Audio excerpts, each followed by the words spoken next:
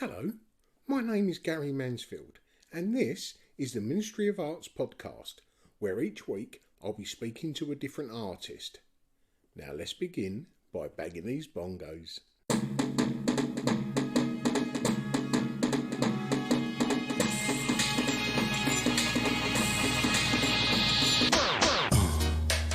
Yeah, right. Crazy. Hello and welcome to episode 232 of the Ministry of Arts podcast. Firstly, as ever, a big shout out to our Patreon supporters without whom we would not be able to create this podcast. And if you didn't hear on last week's episode, we've got ourselves a merch shop and our first batch of t-shirts, hoodies and tote bags have just landed. So if you go over to the Ministry of Arts Instagram profile, you'll see they've got a Linktree drop-down box. Hit that and that'll direct you straight to the merch shop. And 100% of the proceeds goes back into this podcast. Well, this week we've got a little bit of a double whammy. We've got 2 episodes in one. First, I'll be taking you to meet the Cameron twins, Abigail and Phoebe, who I've wanted to get on for some time, and I met them a couple of months ago over at the Affordable Art Fair, invited them on, and they tell us how that in such a short time they've made such a big impact in the London art scene. And they also tell us about their upcoming solo show at the Don't Wakk Walk Gallery in Dill, down in Kent, and that is on the 9th of September, which casually leads us into the second podcast, which is Ned Kelly, a.k.a. Ned Kelly, who is the owner and founder of the Don't Wakk Walk Gallery, who lets us know how the gallery come about, the artist he first started showing with, and what shows he's got coming up in the near future. So don't forget, at the end of the Cameron twins, hold tight because you're only halfway through the episode. So without further ado, please let me introduce you to Abigail and Phoebe, who are the Cameron twins. Have you been in studio today? I ain't dragged you away from it, have I? No, we haven't. No. Good. Well, I have 7 questions that I ask each guest. The first being, how would you describe what you do to someone that doesn't know your work? Oh, okay. Do you want to answer that? Okay, so I would describe our work as bright, playful, oversaturated colour palettes, kind of yes, pop culture references. So you're already talking over me. And kind of sinister, dark undertones. Nice. Yeah, sinister elements hidden under the surface. Yeah. It's predominantly prints, isn't it? Screen prints. Yeah, well, like more recently we've kind of been doing mixed media and incorporating screen prints. But yeah, we do a lot of screen printing and also sculpture and some kind of light box installation type things as well. Okay. Was there creativity in the home growing up? We always had a lot of art around us. Like our mum had a lot of Terry Frost posters and stuff. Oh, nice. So I think that definitely, the colours of those definitely influenced us. Yeah. But yeah, she always encouraged us to be creative, and there was always a lot of drawing and art and like that kind of stuff going on. Yeah. So yeah. We always kind of had a pen and paper in our hands for Nice. our whole childhood. So yeah, or we play like so you know that little drawing games where you fold the paper over and the next person. Yeah. One draws the head, one draws the body. Yeah, and it makes a weird monster. Yeah, we always did that. I feel like we still do that now a bit with some of us. And did you always feed off of each other, or was you competitive? I think we fed off each other. Yeah. We've always had similar styles of work and interests in our work, so definitely fed off each other. We're not really like very competitive, to be honest. So yeah. So where did your art journey start, do you think? I don't know. I think we haven't always officially worked collaboratively, but we have always worked together, kind of. We've always helped each other. and had similar styles, as I said. And I guess it officially started like as collaborative artists in our final year of art school and after we graduated, I guess. And then a lot of our work, we include like little drawings and images from our childhood that we've collected or that we did when we were younger. So anything that we've done throughout our whole life kind of feeds back into the work now anyway. Yeah. So, and where was art school? We were at Loughborough University. And both doing fine art? We did fine art together there. Yeah. Wow. And was you working independently there, or was you working collaboratively there as well? We were working independently. We only started collaborating in like the last semester of our final year, but we had really similar work, so it kind of just made sense. It kind of just naturally formed. And then our projects were kind of running parallel to each other, so in the end they just merged into one project, and then we graduated together with the same project in the end. Well, I was going to ask if the work that you were creating separately was similar, because when you've grown up with each other 24 hours a day as twins do, you do pretty much end up thinking the same way, don't you know? Yeah, exactly. It's really kind of a unique experience to have the exact same experiences like at the exact same time and stage and age in your life. Like we have a younger sister as well, so it's kind of like you can kind of see the differences of like when we experienced certain things at the same time and how we responded to those in the same way. It's a bit weird. And how does she feel with being the odd one out, if you like, having twin sisters? I don't know. I hope she likes it. She's not that much younger than us, so You're not that mean, right? Quite similar to us as well. Yeah, people think we're triplets all the time. So when you left Loughborough, where did the art journey go there? Did you carry on in the arts, or did you get a job and go forward that way?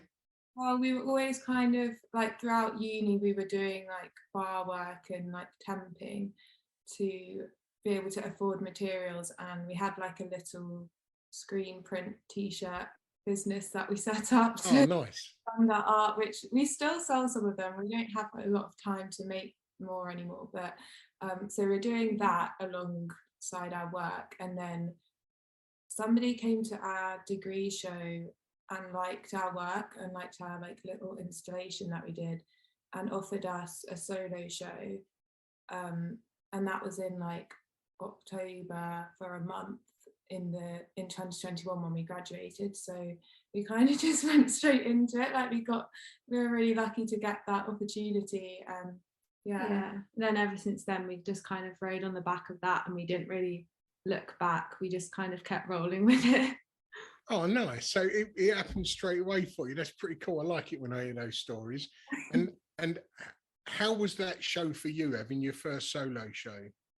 It was really cool because that was apart from our degree show, that was like our first show. So it was like just it was exciting. Solo show. I think it was like a really nice opportunity for the first show opportunity we had to be a solo show where we had total control of what we put in it and the work that we curated into that. And did that mark it for you that's the route that you wanted to go as artists? Yeah, definitely. It was really exciting. And so you graduated, had your solo show. What happened from there? So since then, we've been in 16 shows. One of them was a solo show at Pure Evil Gallery. So 2 solo shows. And then I know it's only a couple of months ago, weren't it? A couple of weeks ago even. In February. Oh, nice. And how did you find that there, working with Charlie? He's pretty cool, wasn't he? Yeah, he's really nice. And we did like a collab with him as well, which is really cool. Yeah. But, yeah. Oh, I didn't see that one. It's on our Instagram somewhere. It's like a Medusa like head, and it's got the nightmare drippy eye. Nice. That's pretty cool, isn't it? Yeah, that was really cool. And that was like we had like complete creative freedom of the space. So we made, I think there was like 66 artworks in there, and Wow. of them were new. So we kind of went a bit crazy, like making new stuff. We got really excited. So which piece that you've created do you think has got the strongest emotional connection? I would say the Lovers Tarot card, I think, because Yeah. that's the first kind of large scale mixed media piece that we did together. Yeah, and it has screen print in it, and it was like the biggest that we'd gone in screen printing at the time, with like the biggest screen. So it was quite ambitious from us. We kind of went from really small screens to like a massive one. But yeah, that's got like imagery from The Shining, like the twins. Oh yeah, nice. Lovers. So it kind of has like personal autobiographical elements to it, so it's quite special to us. And then it has like kind of links back to the meaning of the Lovers Tarot card as well, true. because everyone always thinks that the lovers is about relationships, like romantic relationships, but it's about like balance and unity in relationships. It's just like partnerships, not always romantic. Yeah. So it kind of also links to our collaborative process of like working in partnership. And then we've put this doll face instead of having the girls' faces. That is like imagery that we used in all of our degree work and when we first started working together. So it's quite like a special image to us. I don't know if anyone knows what it is, because it's kind of just, it's like our mum's childhood toy as well. So it has those nostalgic elements for her and us from seeing it in our childhood. But to everyone else, it probably just looks really creepy. So I don't want to creep people out. Yeah, and so it's also got our childhood image, childhood like doodles mixed in it, and like hidden things and skulls and spiders and stuff. So I like that one. Was it screen printing you was doing predominantly at uni and into your first show? Yeah, we were basically in the print workshop like most days at uni. Yeah. So we did a lot of screen printing then, and we also did have sculptures and light boxes in our degree, like our degree show final project. But yeah, we like to kind of present our screen prints or our mixed media like 2D pieces within like a environment that we created. So for our degree show, for example, we had like a light box church kind of thing going on at the end, and then an altar of sculptures, and then you walked down an aisle with prints all down the side. Yeah, it all kind of links back to our own childhood, but obviously you wouldn't know that unless you knew us personally. So there's also the other nostalgic elements for other people to relate to, but it does all kind of relate to us. Like we were born in Hackney and we lived in a converted church when we were babies, so it's like kind of a nod to that. Yeah, overall, and then we just kind of want to create an immersive experience for people as well. So well, all the time with your images, when you're putting little fragments of yourself in each artwork over an amount of time, then it will build up its own sort of personality. People will get to know you just via your artwork, won't they, you know? Yeah, it's quite fun. We really like hiding the little clues in it. And then it's quite nice to see when you're at a show or something where someone's looking at your work, them like spotting it and noticing it. It's nice to hear them talk about like things they recognize or some creepy thing that they found. You said about you started to do mixed media on your prints. How is it you embellish them or add the hand to your work? So we've got a lot of like hand painted, where we've like hand underpainted and then screen printed some of the layers, and then some of them are like have gold leaf on them. Yeah, and we, for some of our pieces as well, we will hand cut stencils and then spray paints, or screen print with hand cut things. So that all of our work's slightly different, like there'll be slight differences between them because they're really like they're handled a lot and they're with the handmade stencils or different layers, none of them will be exactly the same, which is something that we really like, and it's kind of like similar to us, like they look similar but we are slightly different. Nice. I like that. Yeah, and then I like that idea in your work. Yeah, and then all the artworks are unique, so we don't really like, it's not like they've got mistakes on them, but like slightly different things. Like sometimes we kind of like things not to be completely perfect or like slightly misaligned or things like that, because it kind of adds a playful element to the work, and the process is playful, so it's not super serious. We don't want everything to be really like clinical. We want no, I agree. So it's not like we're not really or focused like we on may perfection. as well just digital print them if we wanted them. Yeah. It like we were saying earlier, it does give a little bit of personality to each one, doesn't it? Yeah, it's nice to see some like brush strokes or like different qualities, and then that's not completely identical to another one, and then everyone has something different. Well, like it's been over the last few years, I've only seen your work on the computer or mainly on my phone. So I only get a sort of stamp-sized idea of what your work is like. And then when I saw it at the Affordable Art Fair just a couple of weeks ago, it's a whole lot different. I mean, I know that's quite obvious, but to see it in the flesh, as it were, is great, you know. Yeah, we find it really difficult to photograph, especially the ones with the fluorescent and day colours.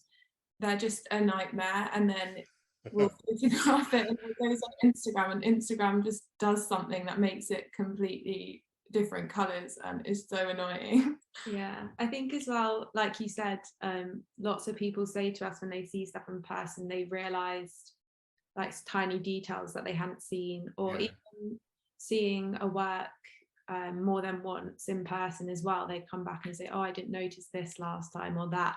And with the social media stuff, we kind of almost don't want to, we could put close-ups in and draw attention to stuff, but we kind of want people to do that in real life, like find things themselves. We don't want to point them in the direction of details by just taking close-ups on Instagram. Yeah, because it will ruin the fun. It's kind of like those Where's Wally type illustration books where there's all the hidden things. It's kind of like a game, so we don't want to ruin it by pointing it out, but it's really hard to photograph them for Instagram and stuff. But I mean, we're speaking about shows here. If there was yous and 5 other artists, past and present, what would your ideal group show be? Before you go on to answer that question, do you both like the same type of artists, or is either of you sort of go down a little different line from the other? I think we like similar artists, but we probably do have slightly different like favourites. Yeah, I think a lot of our favourite artists are influences for our work. So because our work has always been similar and now is collaborative, I think they probably are quite the same. Yeah. Okay, so if there was yous and 5 other artists, past and present, what would the Cameron twins' ideal group show include?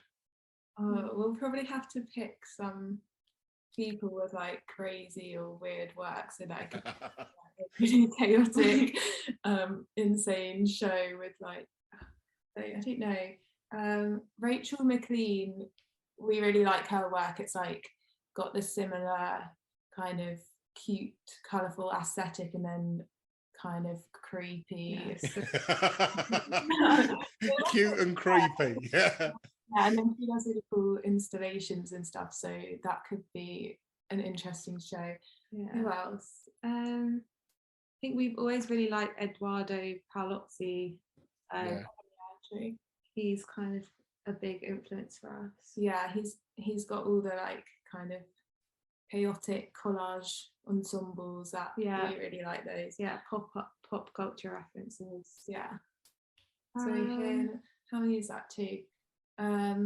We'll have Pure Evil, because I think our work is cool together. Like it worked well doing the show and his gallery. I think we have similar vibes and colours and colourful mixed with and maybe Mike Kelly with his weird toy sculptures, and he like plays with like the playful juxtaposed with the grotesque, which is childhood objects, and have loads of weird toys everywhere. We like Cindy Sherman as well. I think she is also an influence for Rachel McLean, so that would make sense. But she's kind of like her attention to detail and like witty self-portraits. I think I've always liked them. Well, there is a definite theme running through everyone you've just mentioned there and yourself. It is that what you said and what I laughed at was the cute and just the juxtaposing like a cute aesthetic with like sinister. Yeah, with a sinister undertone. Weird. I think it's really fun to do that. It's so funny when someone's like, oh, like that's so cute, like Barbie, and then it's like, oh, she's spearing a fairy. It's not so cute anymore. And do you think that describes yous? Yeah, definitely. Probably like weirder than we see. Cute with sinister undertones. Therapist analysing us right now. They need inner child healing. So in 20 years' time, when you're talking from your prison cell, we'll see. And guys, if you wasn't artists, what do you think you'd like to do?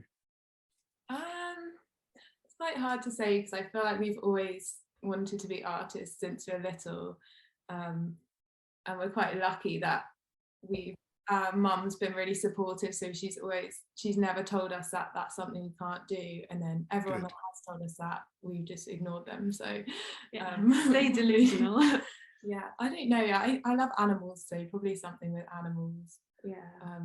I think if we did end up working with animals, we'd probably end up doing animal portraiture. We'd probably still be arty. Own a zoo. Or a farm. Petting farm or something. And what have you got coming up? We have a solo show coming up in September. That's in Deal, and then we have another solo show, but it will be like the start of next year probably, or like spring next year. Oh, when we was chatting at the Affordable Art Fair, you mentioned the one in Superb. How did you get into touch with them, or how did that come about? I don't know actually. I can't remember. I think a friend said, I think you really like this gallery, so I think we just kind of hit up the gallery, and they were like agreed. Someone says like, oh, this gallery like they have a similar like vibe, or Don't Wakk Walk's got kind of a crazy vibe to it, so yeah, definitely. We contacted Neil, the guy who runs it, and then he was like, oh, I love it, so that was good. It's a really it's definitely I mean, I've not been there, I've only seen them online, but the work they show is definitely a little bit different from a lot of the other galleries of a similar ilk, isn't it? Yeah, I think they just kind of just put whatever they like in, like they're not going like, oh, what's commercial, what's gonna sell, like it's just what they like supporting the artists that they like. I don't think they're really too worried about what other people think of the art.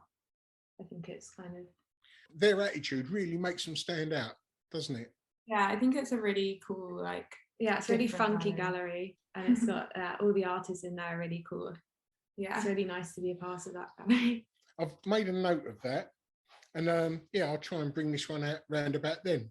Oh, cool. So that's no problem whatsoever. And where can anyone find what you're doing on a day-to-day basis, be it website or social media? Okay, what's our website? Our website is www.camerontwins.art, and Instagram is @the_CameronTwins. We just changed it, so right. That's right, I think. You can see us. Well, I think we post all of our current available work on our website, and then we have like little pages for different projects that we're doing, and then on Instagram we just post loads of stuff. And yeah, you've got a good Instagram page. It's a good fun page, that's for sure. Thank you. What have you got in store for the rest of the day? I'm not sure. We might go to print in the workshop, but I don't know if we have anything that's ready to print. I don't know. Where is your I mean, are you still in East London now, or are you in South? We're in South East. And where is your studio? Well, we work in like a print workshop in Woolwich. What print studio is it? The Hub? It's Thameside Studios. Oh, yeah, we saw you have a podcast with Ray. Have you met Ray? Yeah, and Wee Bry. Wee Bry is always in our workshop. Bry's the best, isn't he? On the sofa. He's so cute. Yeah. And how do you find the print place there? It's really good. It's cool, isn't it? Yeah, it's really cool.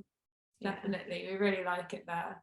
We were quite worried about finding somewhere when we got back from uni to print, because like a load of them are really, like most of them are quite far away from us. They're all in like East London, and it's quite hard for us to get there. So yeah. we're really happy to find them. Yeah. And I've never seen the screen. I mean, I've been in there dozens of times, like when I go and see Ray and whatnot. But where's the screen printing? Is it behind the main bit where you walk into? Yeah, I think it's you know where there's like a cafe and there's like a car park thing with like everything around it. Yeah. Kind of like if you're facing the cafe, it's like the ones on the right, like that. Yeah, have you seen that really old boat? That's like. Oh yeah, I mean I know. Opposite the boat. That's the way. Yeah, the door is opposite the boat. And you go upstairs. Yeah. Yeah. So that's what I mean. Once you're up there, I haven't seen the screen printing washroom and that. Oh yeah, it's like so the etching and stuff is all like when you come upstairs. It's like in the back, like. Oh, okay.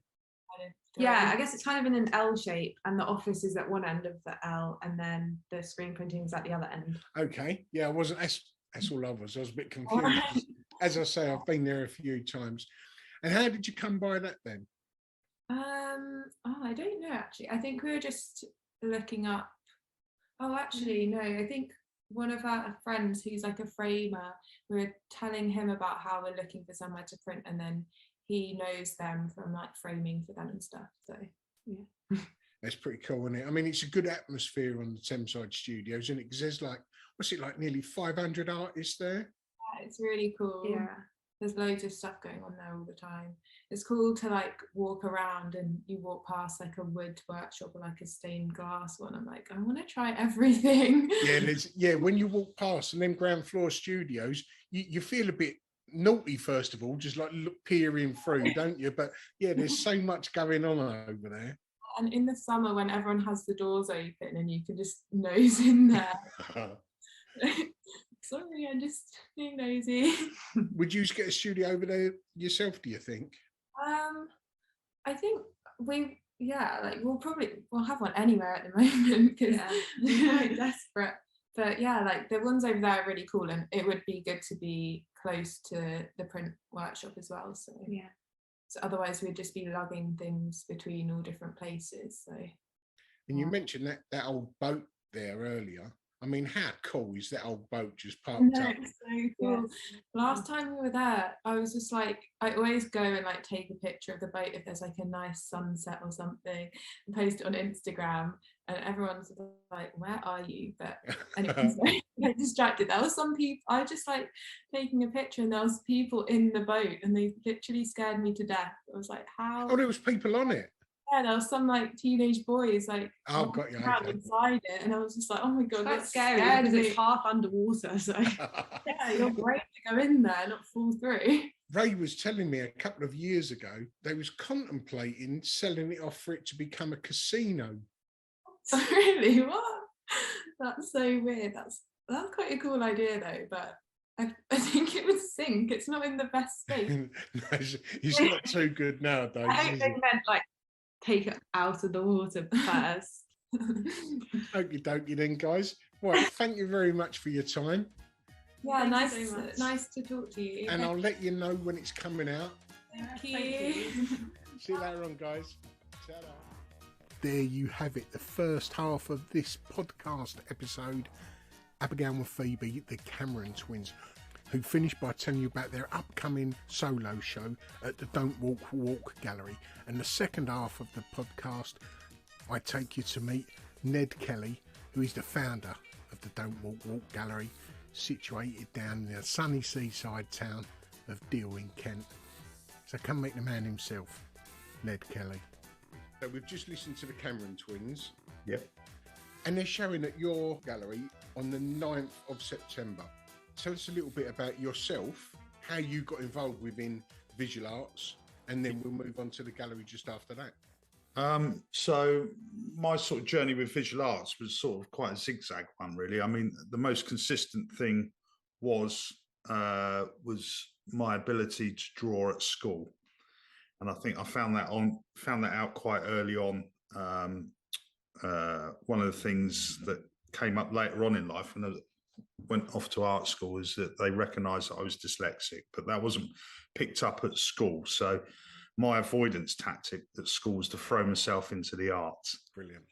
One of my survival techniques at secondary school was, if I didn't fit in, was that I was able to draw like really cool graffiti tag names on pencil cases or pictures of my mates' girlfriends and stuff like that. So I was able to get my identity quite quick through drawing, and I got good feedback from that because it kind of allowed me to fit into lots of different groups. I've always felt like, this is a good thing. So where was growing up, Ned, if you don't mind me butting in?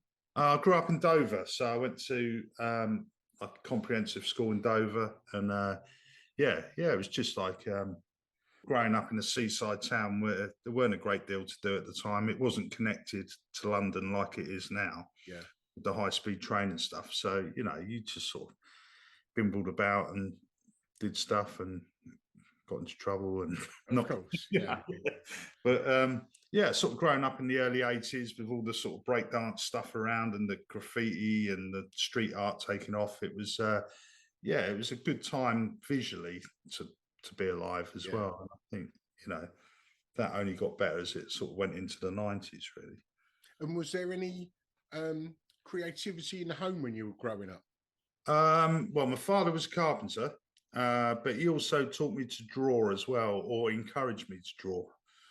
I sort of remember sort of drawing, doing like still lifes of my Star Wars figures, or drawing some of the aeroplanes and battleships that were in the Falklands War. So those sort of really boyish things. But he just encouraged me to sit and draw and take the time to learn to draw and to sort of observe and look at things carefully, I think.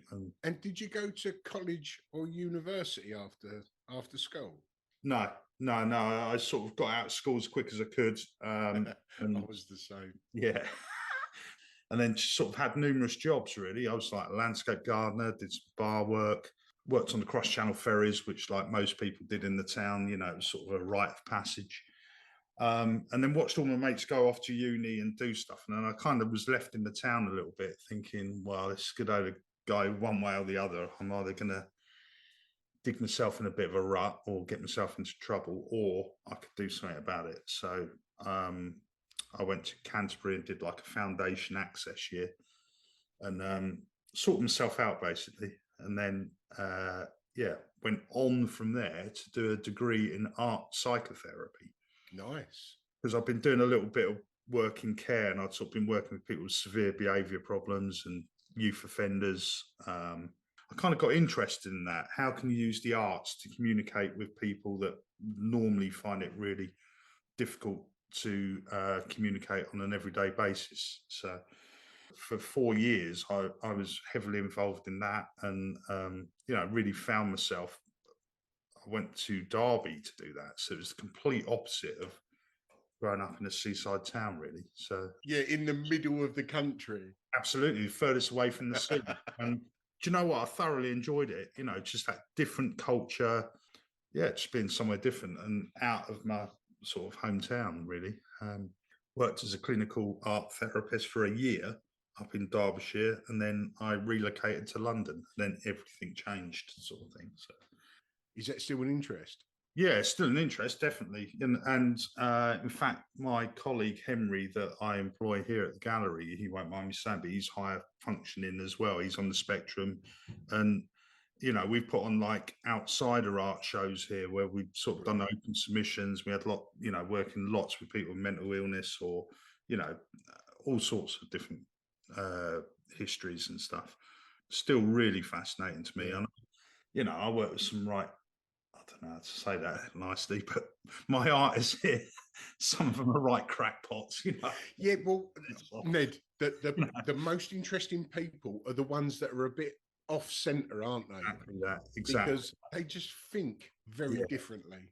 Yeah, I mean, we've got all sorts here. I mean, and that's what I love. And I handpick the artists, or some come to me, but I've sort of got to know them, and I sort of feel a responsibility over them, actually. I mean, I feel like I'm like a manager of a football team, or like a father over them.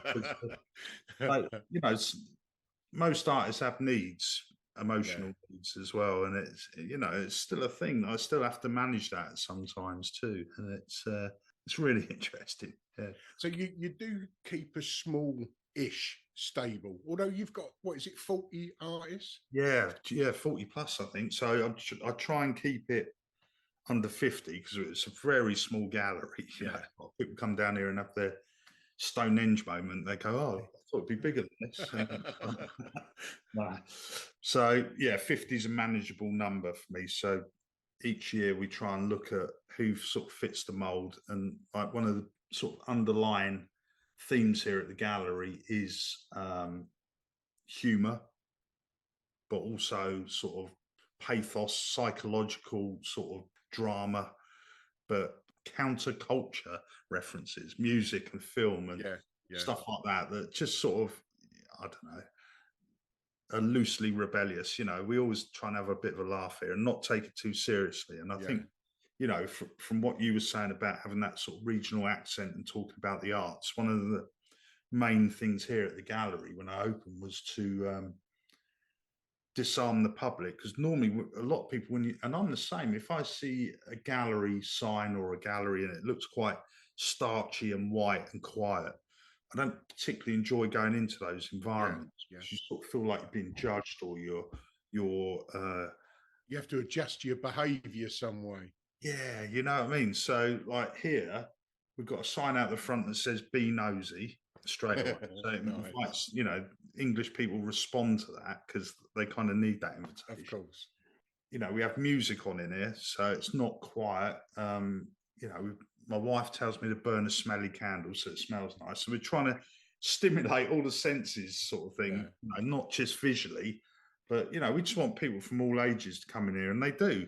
We get kids in here, we get grandmas in here, and we love that. And particularly if they end up walking out of a bit of work, because that's not your normal demographic. And then you go, we've got one young girl here who saves her pocket money, and she brings her dad in here, and her dad's seen a piece of work in it, and she's got it for him for Christmas, and she's been paying it off like £20 a week. Brilliant. £20 a month for a few months so that she can give it to her dad at Christmas. And do you know what? That's fucking great for me. That's I love those moments more than when people come in who've got money and sense.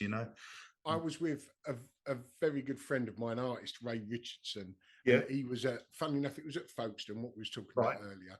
There was a few years ago, pre-COVID, they had the Art Car Boot Fair down there. That's right. And he'd done these little, I think they were little works or drawings on board, about between 4 and 6 inches square. And I think that they was like 60 quid, for instance, or 80 quid. I can't remember what the price was. But this girl had come over with her dad, or her dad had come over with this little girl, and they was looking, gone away. And then the girl come back a short time after on her own. She was at 10 or under, and she had a handful of coins, maybe 4.5 quid or something, She pointed to one of them and went to Ray, "Is this enough for that?" Yeah. And Ray's looked at it, he's counted it all out and went, "Yeah, it is." And what a moment. It was, I mean, it meant nothing to him, but to watch it Yeah. That little bit of connection between the child, the art, and the artist. It was a wonderful thing. That's it. And she'll take that away and she'll look at that and she'll remember that. Yeah. And that's so cool. Set something off in that young mind, hopefully. And yeah. We've just mentioned about you've got a stable of about 40 artists. Yeah. Now, rather than name all of those and Sure. have a chance of forgetting a couple, which is always the case. Yeah. Could you just tell us about the last 4, 5, 6 shows you've had on? We've just at the moment we've got a show on called Off the Record. So it's a summer show that was just a group show loosely inspired by music. So it could either have reference to a lyric, an actual song, or an instrument of music, or an icon from music. So a lot of my artists will have sort of come in touch in their practice with music. So yeah, we've done a group show of that. We just recently had 3 sculptures come in from a sculptor called Corin Johnson, which was rather interesting. He has just relinquished 3 of his pieces that he made, and one of them in particular was a maquette of Nick Cave riding on a horseback. Brilliant. Wearing like a loincloth and a torch. This was a project that him and Nick, they've been working together in collaboration, and they wanted to create a life-size model of this in Nick's hometown in Australia. So it was like a crowd-funded thing, which is still ongoing. But Corin gave us this original maquette that he made with Nick Cave. So Nick Cave, well, he made 2. Nick Cave's got one. We've got the other one here in the gallery. So that was such a nice inclusion to come to the into the gallery this weekend. I mean, it sold straight away, which I didn't. I never thought it wouldn't. But it was great. We had someone from Epsom drive all the way down here for like a couple of hours just to have a look at it. And I was like, that's really cool. So it's incredible. I worked as an artist in London for 10 years and in Deptford, and I had a great time and had a studio-based practice there, and I went off and did an MA in painting at Wimbledon, and I loved being in London and around it, but I met no one. And then I opened this place up 6 years ago. Within a month I got like Vic Reeves, the comedian. He came in with some work and he said, "Oh, like we got here, do you want to put some work in?" And I said, "Yeah, that'd be great." So he had a show in London. He invited me up there. And you can imagine the whole sort of comedy, glitter art, and all sorts of people. And then I saw Noel Fielding jump out of a taxi dressed like a peacock in a big black fur coat and stuff. And I had a couple more champagnes. I thought, I'm going to have a chat with Noel because I've loved what he's done on TV with the Boosh and stuff. And I was aware of the fact that he'd been drawing and done a lot of the work for the Boosh, the sort of visual side of it. So I got chatting to Noel and I said, look, I'm opening the gallery, I've opened a gallery in Deal. I'm showing some of Jim or Vic Reeves' work. Would you be interested in putting some in? Here's my card. 3 months later, he sent me 3 pictures of Jimi Hendrix playing guitar to a load of grannies with mashed potato head. Of course.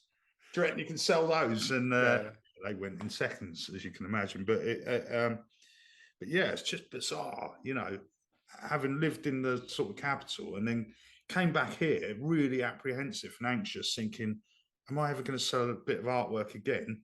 And it had the opposite effect. I don't know what that is. I don't know if people, when they come out of the capital, you don't see as much visual information here. There's not billboards everywhere. You're not on the tube with loads of adverts. I think when people do come here, they sniff the fresh air and they're sort of in holiday mode. So maybe they look closer at the work. And the 3 names you've mentioned there, Ned, being Nick Cave, Jim Muir, stroke Vic Reeves and Noel Fielding, they are all very definitely off-centre, aren't they? Sure, definitely, absolutely. And all 3 of their minds work in a very unique way, which comes out in their songs or on their canvas. It does, and I'm really interested in that. I mean, you look at Nick Cave's lyrics and stuff like that; they're sort of dark but humorous at the same time. They're very. The narrative is so strong in those. Same with Noel's work. Same with Jim's work. It's absolutely balmy at times. It's like, and Jim's like work can bounce about like a box of frogs. He can do these beautiful depictions of birds, and then he can do like a picture where he's sat backwards on a chair with a knob sticking out in the middle of it.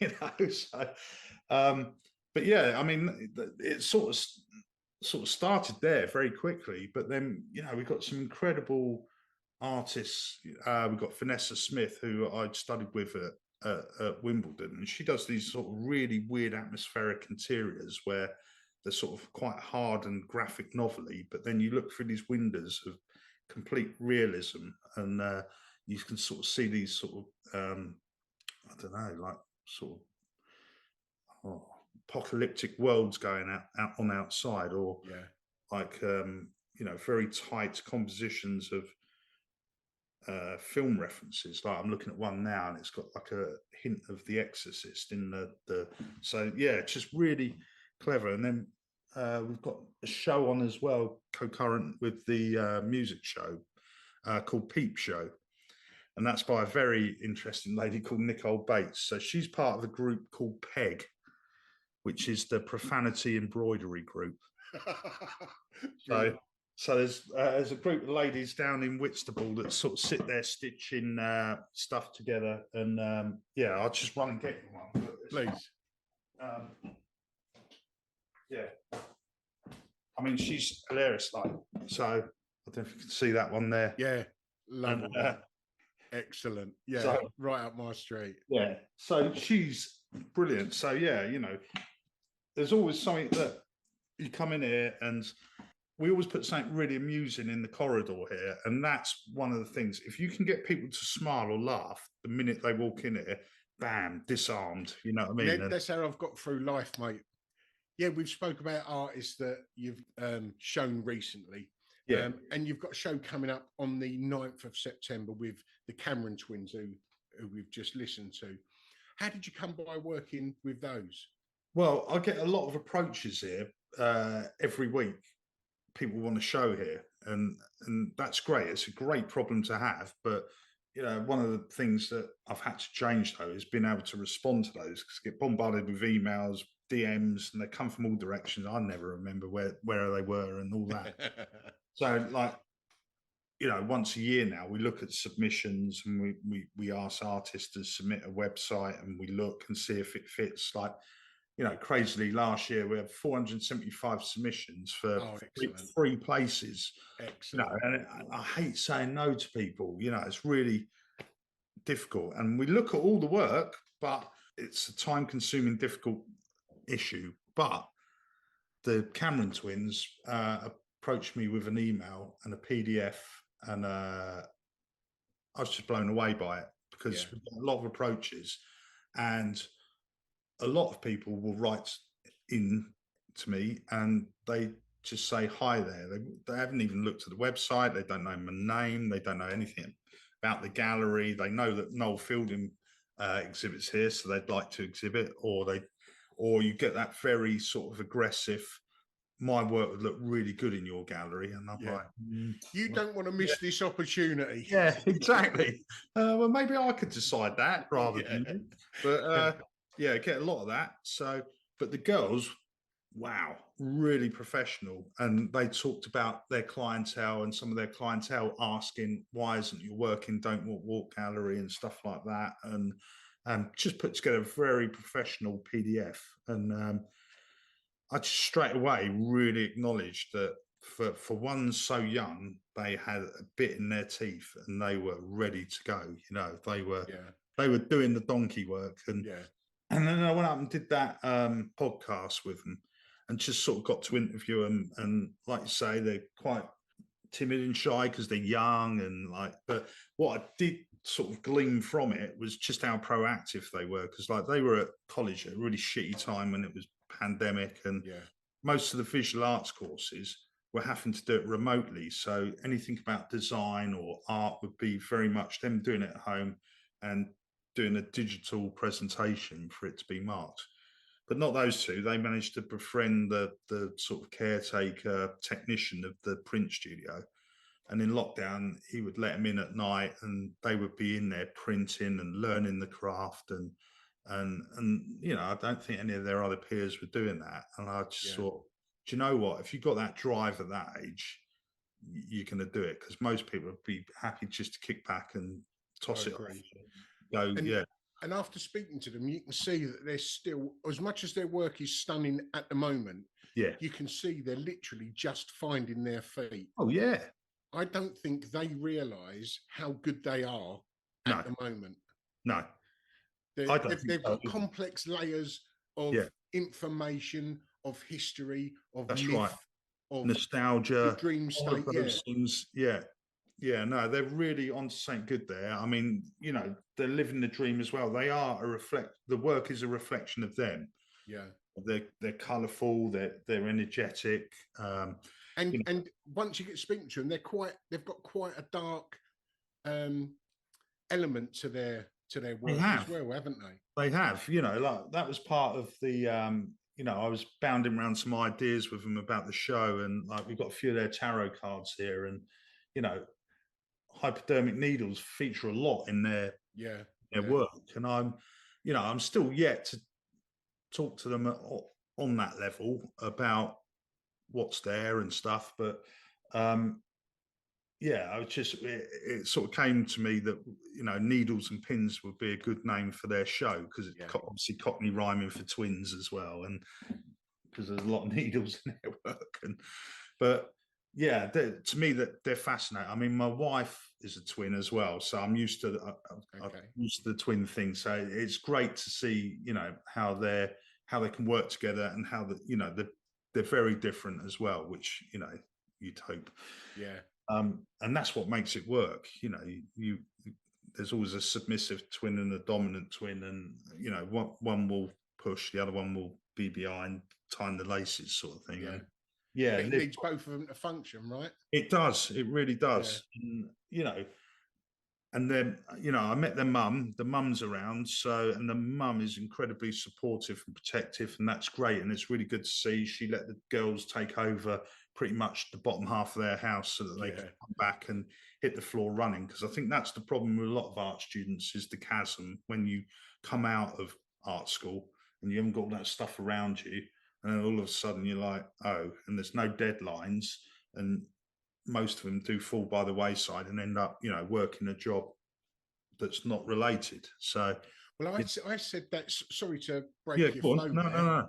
I was having this exact conversation with someone a while ago on a podcast, and I said something just sort of flippantly, which I've thought about quite often. When I left university, you know, when you see the stray balloon just floating away in the sky, where some poor kids let it go. And then it was a new journey I had to start on my own. And that's when I felt like that little, you know, balloon floating away.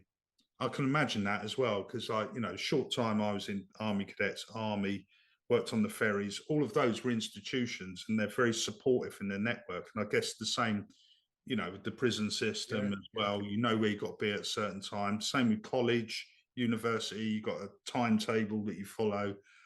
It's all there, isn't it? So for someone you're out there, it's like, okay, navigating that is really tricky. So their exhibition starts on the 9th, and it's on for how long? So we're going to run it for 2 weeks. So we've got the girls coming down, help me curate the show. Then it'll open on the 9th. We've got a private view Friday evening, 6 till 8 p.m. Well, I say private view, a launch event. So you know, anyone could come. And then in the next street across from the gallery, we have our sort of sistership, really, which is a fantastic little bar called the Tap House. And they do like craft beers, pizzas, but what they've allowed me to do the last 5 years is to hang the whole bar with rotating work from. Perfect. And it's great. You know, that's a really good venue to do it in. They have the decks in there. So we're having an after show in there as well, and we're going to deck that place out with the Cameron twins work too. So yeah, it's going to be like a color explosion across the two sites. And excellent. Yeah, the girls are going to come down, and I've convinced them to work the gallery for a day as well, because one of the things I do here is I've got all my records here as well, so which, you know, I'm always putting up what records I'm playing and stuff. And I said, come down for the day, work the gallery, sit with your show, if you can find something in there that's your musical taste, Yeah. you can play it all day as well and just have a bit of fun with it. Meet your audience. So, Yeah. so they're going to do that on one of the Saturdays, and then I'm hoping the final weekend of the show they're going to do a bit of a talk. So, get some of the collectors in that have already got their works, and yeah, they can come and hear the girls talk about their practice. I don't know about you, Gary, but I get a sense that these girls are in for the big time. It feels like it. Yeah, it does, and I think people would be very interested in meeting them at this stage of their career. Yeah. And I think it's good for them too, as I say, because the demographic of people that have bought work from them here are young people, which is great because people in their 20s don't always invest in art. So, and they've bought pieces, and then we've got people that are sort of late 50s, 60s that have bought their work and recognised that it's actually really cool. And for example, yesterday we sold a piece of theirs that says "Love Hurts," and it was a doll riding on a big pack of those sherbet sweets. What were they called? The Love Hearts. Yeah, that's it. Yeah, I know the artwork. So the piece was called "Miss You," wasn't it? Because it had the one.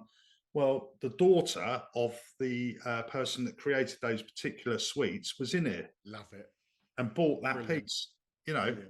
I was just like, my mate Emery, who I work with, was just like, wow, that's convergence, man. What's that person doing in here?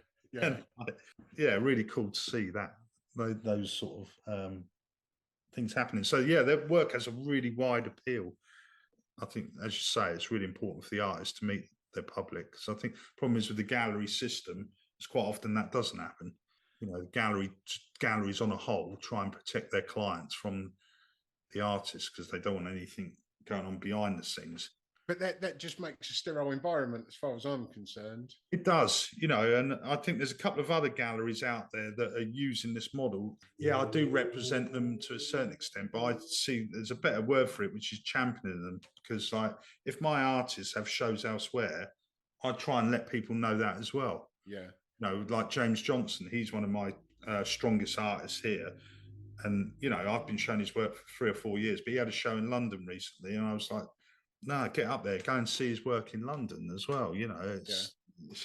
I think because I'm an artist myself, the thing that I really pride this gallery on is that it's an artist run gallery.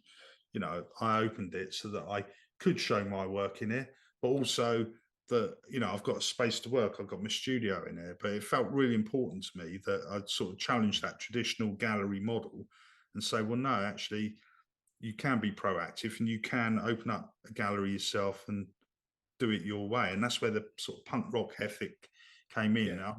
I got that from being in Deptford. We used to put on sort of all sorts of weird and wonderful sort of shows or performance pieces. And I just got that idea that you do anything if you want to, you know what I mean? You just got to put it out there. That's exactly it. Build it and they will come, Aussie, Yeah. and I mean, the White Wall Gallery will always be there, and it will always be needs to be kingpin. Yeah, of course. But there's so much more underneath it. That can prosper and just be really fruitful for everyone. I think so. I think the white galleries are really important, and in a sense, they are quite aspirational. I'd love to have my work in a big whiteboard gallery one day, of course, and who wouldn't? But for me, the warmth in the art world comes from all of those places. And, the fact Don't Wakk Walk Gallery was my sort of first trip to New York in 2002, and being down Lower East Side and seeing all these sort of little galleries that are just tucked away, and I don't know, like CBGBs and places like that always had that little bit of a sort of cobbled together vibe, or that boutique kind of, that always made me feel comforted.